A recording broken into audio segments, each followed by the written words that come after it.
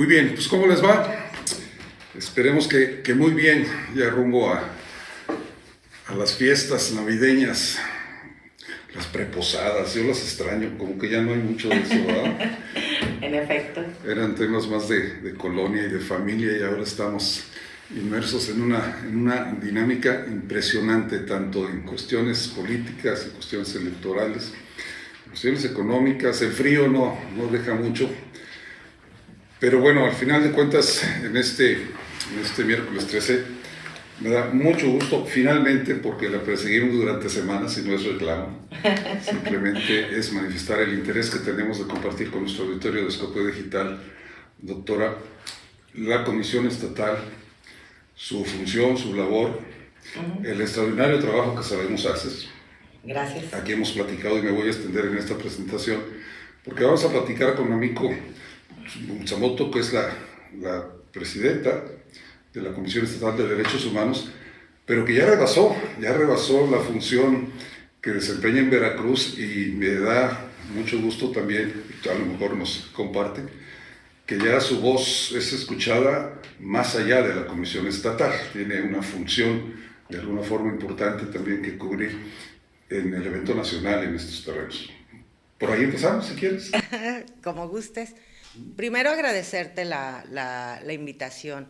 Me siento muy honrada. Para mí siempre es muy importante compartir con los compañeros de los medios de comunicación. Me parece que ustedes juegan un rol trascendente, importante, para comunicar justamente lo que hacemos desde la función pública, ya sea cualquiera de los tres poderes o los órganos autónomos.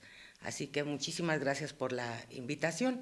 Y sí, efectivamente, como bien lo señalas, todos los organismos públicos de derechos humanos del país conformamos una federación, la Federación Mexicana de Organismos Públicos de Derechos Humanos, y esta federación se divide en 4 zonas, y a mí me toca presidir la zona sureste, que agrupa a las comisiones de Tabasco, Chiapas, Quintana Roo, Yucatán y el estado de Veracruz, Guerrero también. Coordinamos pues desde aquí, desde la Comisión Estatal de los Derechos Humanos de Veracruz, el trabajo de todas estas comisiones, y como presidenta o vicepresidenta pues de la zona sur, me corresponde también estar en el comité directivo. Y lo que se pretende desde ese espacio, desde esa agrupación, pues es incidir precisamente en la generación de políticas públicas en favor de la protección, defensa, promoción y difusión de los derechos humanos, de manera paralela a la función sustancial que tenemos encomendadas las comisiones de derechos humanos. Y te queda tiempo los jueves en la tarde para leer y escribir un poco, porque me imagino que es una labor muy ardua. Vamos, es una oficina de mucho trabajo.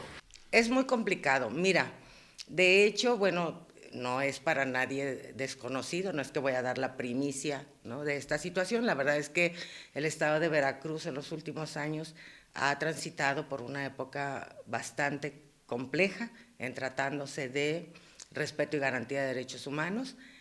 Sin duda ha habido avances en ese sentido, pero sí ha sido complejo atender toda la variedad de reclamos que tiene la sociedad. También debo decir, no todos son competencia de la comisión, pero fíjate que gracias a que hay todo un equipo de colaboradores, porque yo doy la cara, pero en realidad detrás de los resultados de la Comisión Estatal de los Derechos Humanos, pues hay un grupo numeroso de trabajadores que son gente muy comprometida y formada en el tema de los derechos humanos, que nos permite trabajar de forma coordinada para dar respuestas eficientes y eficaces.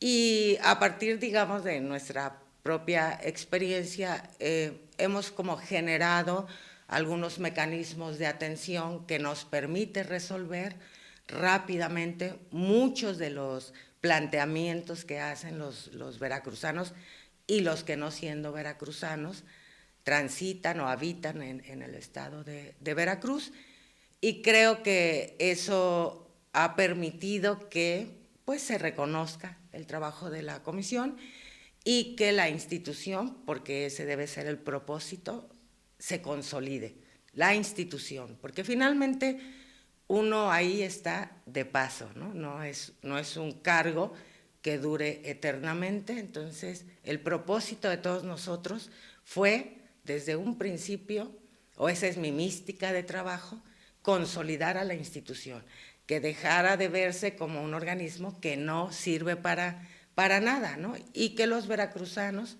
o quienes recurrieran a la comisión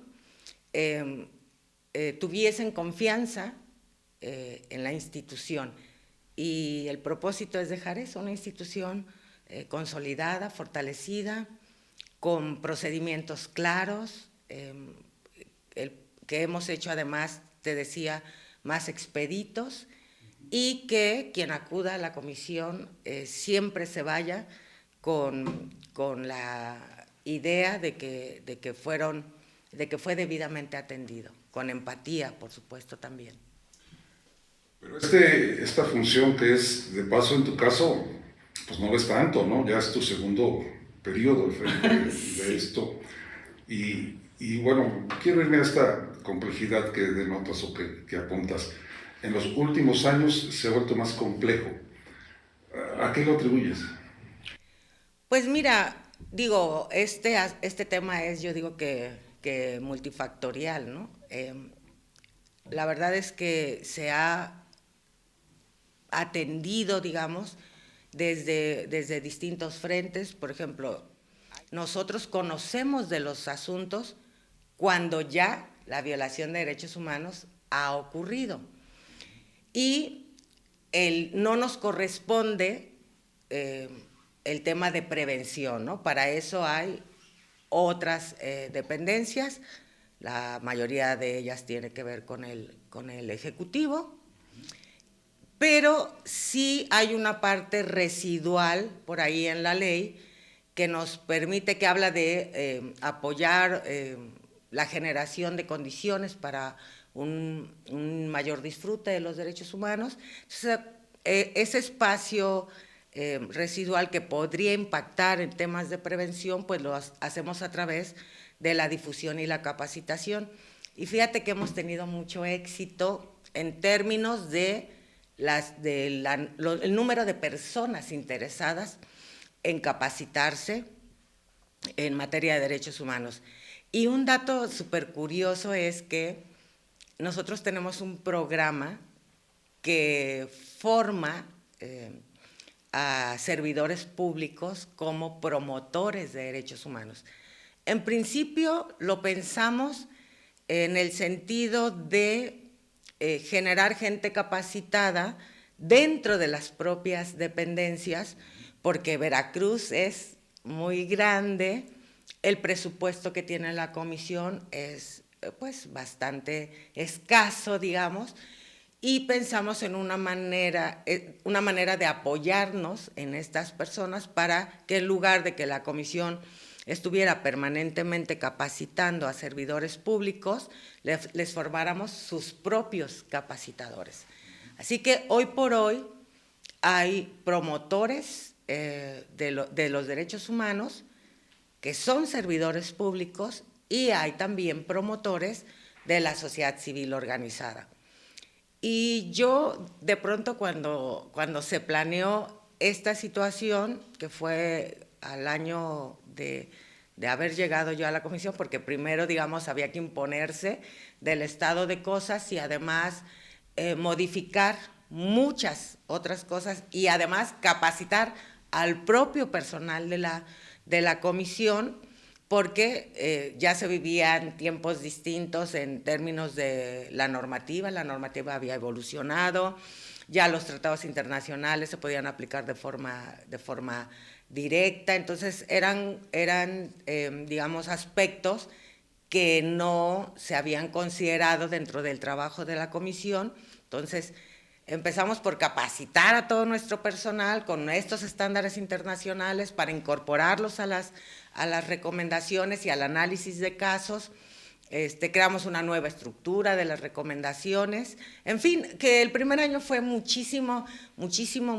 trabajo al interior de la institución. Y de ahí empezamos a observar que era necesario también vincular más a la sociedad civil con la institución y empezamos a crear puentes, digamos, de diálogo con la sociedad civil, y eso nos ha permitido justamente que el día de hoy haya mucho más comunicación entre la sociedad civil y la comisión, que muchos grupos, colectivizados o no, se acerquen a la comisión para trabajar, que muchas organizaciones nacionales e internacionales busquen a la Comisión de Derechos Humanos de Veracruz para aterrizar proyectos específicos en temas que les resultan de interés, como temas de tortura, temas de desaparición forzada.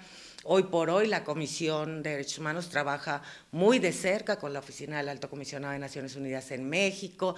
Entonces, digamos, hemos trabajado firme y arduamente porque este órgano constitucional autónomo logre verdaderamente cumplir con la función que tiene legal y constitucionalmente encomendada.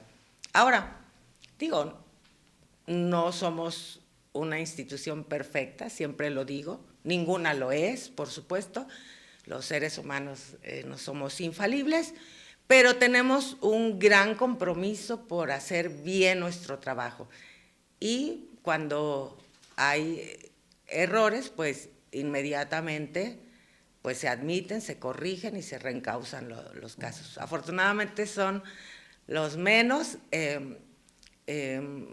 Hay muchos filtros, por ejemplo, para llegar a una recomendación, y eso tiene que ver, lo voy a admitir públicamente, con mi neurosis, ¿no? Yo soy como, ¿sabes? Que siempre reviso, quiero, ¿no?, que todo vaya bien, lo mejor posible, y también no solo está, digamos, como fijación por tratar de que todo camine correcto, no solo está relacionado con mi personalidad y mi forma de trabajar, también está relacionado con la certeza que tenemos del impacto que puede tener una recomendación en la vida de las víctimas. Podemos ejemplificar de una manera sencilla, totalmente paralelos, esto último que dices. O sea, ¿qué es una recomendación finalmente? No cómo se elabora, sino cómo debe ser interpretada, leída y qué debe ocasionar. Mira, una recomendación, primero, algo que me parece sumamente importante es que reivindica a las víctimas, porque es muy usual que a las víctimas se les criminalice, ¿no? Le pasó esto porque probablemente andaba en malos pasos, ¿no? Lo vemos todos los días en la mañana. Bueno, es como muy usual que ocurra eso. Entonces, una recomendación reivindica a las víctimas, restablece su dignidad, eso es muy importante. Recuerdo hace unos meses, cuando se iba a dar una disculpa pública en razón de una recomendación emitida por la comisión, los familiares de las víctimas hacían hincapié que deseaban que en el discurso de las autoridades se reconociera que sus familiares que habían sido desaparecidos forzadamente no eran delincuentes, porque lo primero que ocurrió cuando aconteció ese hecho es que se dijo que andaban en malos pasos, ¿no? Y eso impactó de manera muy severa a la familia, porque incluso algunas víctimas mencionaban, mucha familia se alejó de nosotros, ¿no? Pensando que podían ponerse en riesgo también por esas versiones que se daban. Entonces, si tú me dices, ¿qué impacto tiene? Pues un impacto tremendo, tanto con relación a la víctima directa, que en muchos de los casos de violaciones a derechos humanos, esa víctima directa ya no está, para ser escuchada, ¿no? Ha perdido la vida, si fue desaparecido o finalmente fue víctima de cualquier otra circunstancia que haya terminado con la vida de esta persona. Y también tiene un impacto en la familia que se queda, que desde la perspectiva de la ley de víctimas se les denomina víctimas indirectas. Y luego es muy valioso, por supuesto, que el Estado reconozca su responsabilidad en los hechos. ¿A través de la recomendación? Claro, por supuesto. Es que cuando hay una recomendación es porque se acreditó de manera fehaciente que hubo una violación de derechos. Está acreditado, exactamente. Entonces, el hecho de que una recomendación sea aceptada implica que la autoridad admite, ¿no?, que sus servidores públicos violentaron derechos humanos. Pero no solo eso, en una recomendación también se le pide a la autoridad recomendada que inicie un procedimiento de investigación para determinar responsabilidades individuales de los servidores públicos, de tal suerte que aceptarla, pero además hacer estos procedimientos sancionatorios administrativos, envía un mensaje de cero tolerancia para los propios servidores públicos. Es decir, si tú vulneras derechos humanos va a haber consecuencias para ti, ¿no? Entonces, no lo hagas porque no lo vamos a tolerar. Entonces, imagínate todo lo que involucra una recomendación. Y luego, por supuesto, todas las medidas reparatorias para las víctimas, que imagínate, se hace, por supuesto, todo un estudio previo, un estudio que nosotros le denominamos de impacto psicosocial, que no existía en la Comisión de Derechos Humanos y no existe todavía en muchas comisiones, que nosotros lo implementamos por una razón, porque era importante para nosotros conocer de qué tipo de afectaciones estamos hablando, porque las medidas de reparación no son un checklist, ¿no?, de que hay compensación, hay atención médica, no, sino las medidas de reparación deben ir enfocadas precisamente a brindar a las víctimas las herramientas adecuadas que le van a permitir superar su estado de víctima. Sí, es decir, cambio de conducta. Claro, siempre va a ser víctima, pero una cosa es que sea una víctima que se quede, digamos, en ese estado de cosas, o que a través de las medidas reparatorias establecidas en una recomendación se le brinden todas las herramientas para poder siquiera considerar la posibilidad de generarse un nuevo proyecto de vida, porque el anterior evidentemente fue trastocado por una violación de derechos. Lo que comentas de reivindicar es precisamente lo que lo explica. Te voy a hacer una pregunta muy rápida para pasar a la siguiente. ¿Qué tan autónoma es esta comisión? Porque es un organismo autónomo. Sí. ¿Lo es? ¿Se puede ser autónomo frente a un complejo gobierno que tenemos? Sí, por supuesto que sí. Sí. Absolutamente sí. Mira, yo creo que desde los órganos autónomos, la comisión o cualesquiera, se deben generar relaciones respetuosas con las autoridades. Es decir, la autonomía no implica no mantener una comunicación o canales de comunicación con las autoridades, porque finalmente, en el caso específico de la Comisión de Derechos Humanos, ellas son las destinatarias de las recomendaciones. Y para la comisión es muy importante tener un canal de comunicación abierto con todas las autoridades, sentarnos con ellas también para transmitirles el sentido de las recomendaciones y que lo comprendan ampliamente, y eso permita que sea congruente lo que dice la autoridad con lo que hace. Porque si una autoridad dice, no toleraré violaciones a derechos humanos, y rechaza las recomendaciones, pues ¿dónde está la congruencia, no? Nosotros encontramos al personal de la comisión en cada manifestación que existe, acompañándolos, observando, no sé exactamente qué papel juegan, pero ahí están, pues identificados desde su vestimenta. Y por otro lado, bueno, pues también estamos acostumbrados a decir, a escuchar, a saber que hay organismos que deberían ser también autónomos y que no lo son tanto, y es frustrante. Y hablando de frustración, hace semanas volvimos a escuchar pues de las declaraciones de la directora, de la presidenta de la Comisión de Derechos Humanos en Veracruz, que hay recomendaciones que no están siendo aceptadas, que hay dependencias que no aceptan, y que el ejemplo de unos pues está contagiando a otros. Esto, más que la frustración que ocasiona, ¿qué provoca? Mira, yo lo que decía es que me parece que hay una circunstancia. Primero, ¿pueden o no aceptarlas? Sí, claro, ¿Sí? se llaman recomendaciones porque son eso, recomendaciones, es decir, no es un mecanismo vinculante como sería una sentencia, ¿no? Es una recomendación que la autoridad puede aceptar o rechazar. A pesar de toda esa carga de prueba que trae. Sí, no hay, digamos, no hay una exigencia de que las acepte, pero una vez que las acepta, ¿no? En el ejercicio de su facultad de aceptarla o rechazarla, una vez que las acepta, pues está obligado a cumplirlas, ¿no? Creo que, digamos, es el diseño que tienen las comisiones de derechos humanos como una especie de...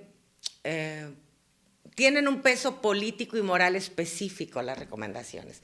Si bien no son jurídicamente vinculantes, por supuesto que tienen un peso específico, que es lo que te explica, bueno, te comentaba, no te explicaba, te comentaba yo anteriormente. Y me parece que muchas autoridades no han dimensionado esta situación, ¿no? Porque al final del día tú puedes tener un discurso, pero si tu discurso no es congruente con tus acciones, pues entonces evidentemente esas acciones descalifican tu discurso. Por eso yo siempre les digo a las autoridades, vean las recomendaciones como un instrumento para mejorar su actuación. Y no lo asuman como un ataque personal, porque es bastante curioso, no todas las autoridades, pero muchas autoridades lo asumen como un ataque personal las recomendaciones, ¿no? No es así. Para empezar, las recomendaciones determinan una responsabilidad institucional, no una responsabilidad individual, ¿no? Entonces, luego el argumento es que no ocurrió durante nuestra administración. No, bueno, no importa. No se está diciendo es responsable él o la fiscal con nombre tal, sino es responsable la institución. Entonces, sin importar que esté determinada persona, no, sino imagínate, cada que hay cambio de gobierno y de titulares de dependencias y de órganos autónomos, pues esa violación quedaría en el olvido, ¿no? Porque el titular de la época donde ocurrieron los hechos, pues ya no está. Claro. Hay un principio que se llama principio de continuidad del Estado. Es decir, no importa cuándo ocurrió, ¿no? Lo importante es que se juzgue, se procese, juzgue y sancione a los responsables y se determine quién o quiénes fueron quienes violaron los derechos humanos. Y en la medida de lo posible que no se repita, pues, ¿no? Que se toma en cuenta que hay la posibilidad siempre de transgredirla. Yo me acuerdo en los años, en las décadas que llevo en este oficio que me encanta, que nos alcanzaban a dar datos de quiénes eran las dependencias o los actores que más transgredían los derechos humanos. Siguen haciendo ese estudio, ese análisis. Sí. Acabas de presentar tu informe, por ejemplo, sí, claro, de esta semana, del año que está por terminar. ¿Pudieras decirnos quiénes están violando más los derechos humanos? Sí, las entidades la entidad más recomendada es la Fiscalía General del Estado, seguida de los ayuntamientos diversos ayuntamientos, la Secretaría de Seguridad Pública, luego la Secretaría de Educación, la Secretaría de Salud, y de ahí diversas dependencias, pero con un número no tan significativo como las que te acabo de mencionar. ¿Qué pasa con la Fiscalía entonces, que es la más importante pues, en este sentido? ¿Qué pasa? ¿Qué es lo que necesitan hacer? Tomar en cuenta que... Pues mira, en el caso particular de la Fiscalía, te decía que hay recomendaciones de casos de larga data, o sea, que no ocurrieron de violaciones que no ocurrieron durante esta administración, pero las hay también que ocurrieron en esta administración. Y fundamentalmente las recomendaciones hacia la Fiscalía tienen que ver con la falta de debida diligencia en la integración de las carpetas de investigación, ¿no? O sea, que en realidad, digamos, no investigar, no es que la comisión le diga qué líneas de investigación debe seguir, porque eso es absoluta y totalmente competencia de la Fiscalía. Sin embargo, por ejemplo, en el caso particular de personas desaparecidas, pues hay protocolos, ¿no?, que se deben aplicar durante la investigación, y son de tal trascendencia esos protocolos que el no llevar a cabo las acciones que marcan puede hacer que se pierda información valiosísima, ¿no?, para llegar a determinar el paradero, el destino final de la persona y eventualmente los responsables, ¿no? Entonces, en el caso particular de las personas desaparecidas, el tiempo juega un papel crucial, ¿no? Entonces, si no se desahogan todas estas diligencias, pues muy probablemente se pierda información muy útil, ¿no?, que va finalmente a frustrar un resultado positivo en esos casos. ¿De quién están violando derechos humanos? ¿De la víctima desaparecida? Pues de la víctima directa, en tanto y cuanto es obligación del Estado, ¿no?, de los órganos específicos y dependencias específicas, buscarlo, encontrarlo principalmente con vida, ese debe ser el objetivo primario, y si no, pues conocer cuál fue el destino final de esta persona, ¿no? Y también de las víctimas indirectas, sus familiares, porque tienen derecho de acceso a la justicia y a la verdad, a saber qué ocurrió, qué pasó, porque no tienen a ese familiar con ellos. Entonces, es bastante complejo, ¿no? Yo te lo digo de manera muy son breve. Muchos casos, muchos, cada vez más frecuentes. Sí, tenemos. Fíjate, este año vamos a cerrar casi con 9,000 solicitudes de intervención. No todas tienen que ver con personas desaparecidas, pero un porcentaje, digamos, considerable tiene que ver con casos de personas desaparecidas. Y bueno, te digo, por fortuna ahí hemos generado... ¿Más de la mitad de esos 9,000? No, todavía no, y no quiero que eso ocurra de ninguna manera, ¿no? Pero sí hay un número considerable de solicitudes de intervención y de quejas que tienen que ver con personas desaparecidas. En el caso específico ya, no, de las quejas, yo diría que por ahí de un 30-35%, que es un porcentaje bastante alto, ¿no? Entonces, es complejo el tema de los derechos humanos, cada vez es más complejo porque ahora también hay otros actores no estatales, ¿no?, participando en cuestiones de esa naturaleza, ¿no? Y la delincuencia. Sí, Sí, claro. Sí, entonces Sí, claro, eso complica, no es descarada. eso complica mucho más las cosas, sí. ¿Ayuntamientos qué hacen? Ay, bueno, las policías municipales, ¿no? Claro. O incluso, por ejemplo, los inspectores de comercio, en los desalojos de comerciantes que no están fijos, ¿no? Es bastante problemática esa situación porque hemos tenido muchos casos de un uso desproporcionada de la fuerza. En general, digo, tiene que ver con la actuación de los cuerpos de seguridad municipales. ¿Sí? Muy bien. Bueno, un último tema, a reserva de que quieras platicarnos más. El último tema es que me da la impresión también de que esta complejidad de los últimos tiempos, que hiciste notar, tiene que ver, creo yo también, con que la sociedad y la gente también, digamos que ha cambiado para bien en el término de conocer sus derechos, de pues, exigir un poco, algunos son hasta violentos para exigirlo también, ¿no? Entonces, pero me da la impresión de que el pueblo, la gente, los ciudadanos, estamos también un poquito más dispuestos a defendernos en ese sentido, ¿sí? Y esto puede ser bueno, puede ser malo para ustedes, no sé cómo lo... No sé si sea cierto, pero... Digo, no, por supuesto que siempre será mucho mejor tener una sociedad informada, clara de sus derechos, ¿no? Y decidida. Pues. Y decidida, claro, por supuesto. Siempre será mejor porque eso de alguna manera frenará, digamos, los abusos, ¿sabes?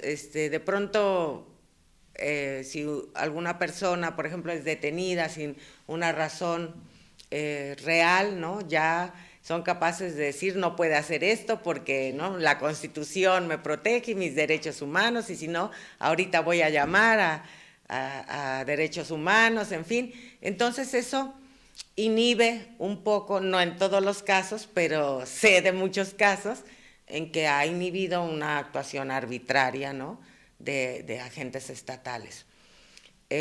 Creo que sí es muy importante que hagamos valer nuestros derechos, es sumamente importante, y por supuesto que las instituciones den la respuesta que corresponde en cada caso, ¿no? Eso es todavía más importante porque la confianza en las instituciones se gana cuando la institución cumple con su deber. Muy bien. Lamentablemente, otra vez el tiempo de la televisión, del programa, yo sabía porque me llegaron algunas solicitudes de preguntas, yo sé que nos han estado diciendo que incluso los victimarios, los agresores y los delincuentes también tienen derechos, eso no sé si sea tema de platicarlo con la Comisión de Derechos Humanos, pero bueno, lo voy a dejar pendiente porque queremos... Y sí me gustaría hablar en algún punto de eso, porque... Adelante. Porque una de las uno de los argumentos con los que intentan desacreditar los trabajos de la Comisión de Derechos Humanos, no de esta, de todas, de cualquiera, todos mis homólogos hemos padecido lo mismo, es decir, que defendemos delincuentes. No, defendemos la norma, el Estado de Derecho, eso es lo que defendemos. Si una autoridad tiene pruebas suficientes para establecer la responsabilidad de una persona y en el proceso se respetan todas las garantías, esa persona con toda seguridad será condenada por el hecho que se le atribuye y no habrá ningún juez de amparo que le otorgue el amparo. En realidad, la responsabilidad de que una persona que ha sido acusada de un delito pueda evadir, ¿no?, la pena privativa de libertad, que es a la que más se hace alusión, no tiene que ver con no tiene que ver directamente con los derechos humanos que le asisten en sí, sino con una mala actuación de la autoridad, ¿sí? Exacto, un mal procedimiento que permite que esa persona encuentre el recurso que lo va a amparar contra esa mala actuación de la autoridad. Entonces, las comisiones de derechos humanos, lo que protegemos efectivamente es a las personas y pugnamos porque prevalezca el Estado de Derecho. Y esa debiera ser la aspiración de todos y cada uno de nosotros. Eso nos daría una calidad de vida diferente como sociedad. No, y eso nos lleva otra vez a exigir funcionarios preparados, capacitados, conscientes, responsables, porque bueno, todo esto nos lleva a presuntos inocentes encarcelados y a presuntos culpables en la calle, también es cierto. Una última pregunta de mi parte, doctora, si me permites, es, en los últimos días, antier nos volvimos a enterar de un tema en donde ahora la sociedad lastimada, la sociedad dolida, violentada, victimizada, de plano se levanta y se defiende por sí sola, se enfrenta y asesina o mata a sus victimarios que los han estado atendiendo. Todo esto está cambiando en México. Es muy frecuente, hay 12 casos en los últimos 3 meses, no en Veracruz, pero... Lamentable, ¿no? Es justamente lo que te decía.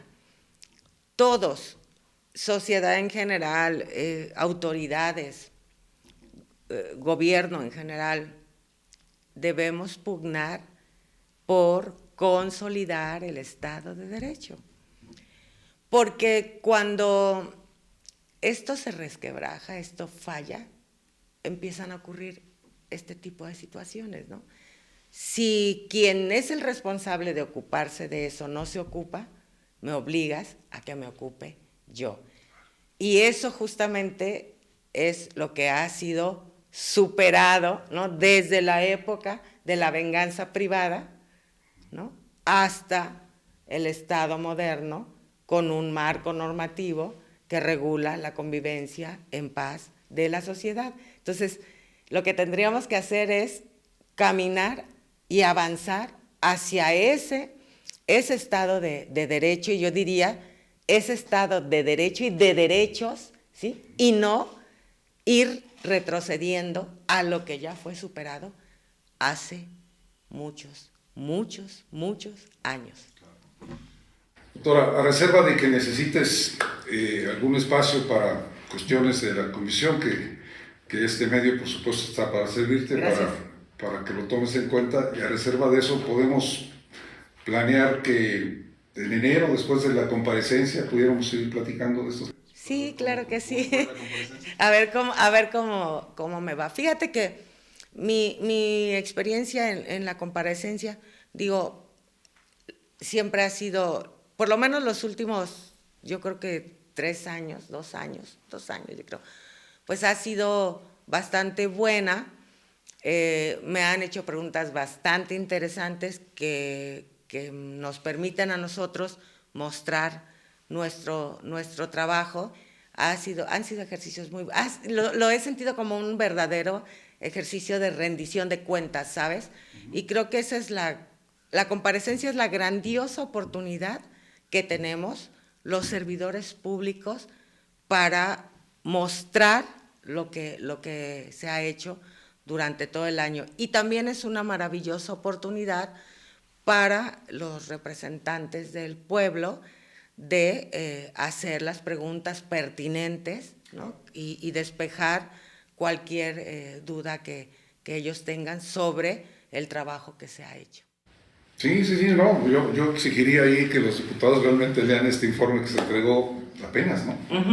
¿Cuándo? Sí, lo entregamos al legislativo el lunes y al ejecutivo ayer, martes.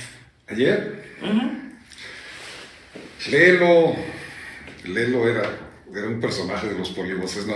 Léelo.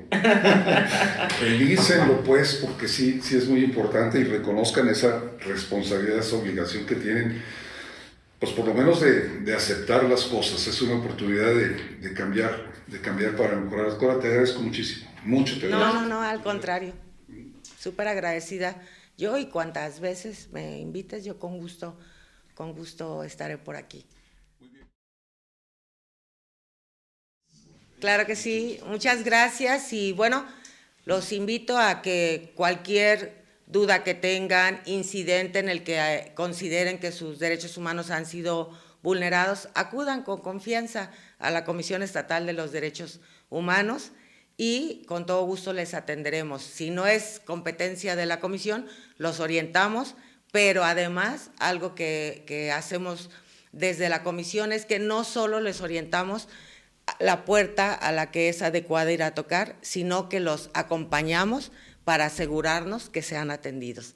Así que Los esperamos. Bueno, la idea es que haya cada vez menos personas que necesiten de nuestro trabajo, pero si lo requieren, con todo gusto los atendemos. Muchas gracias. No, gracias a ti.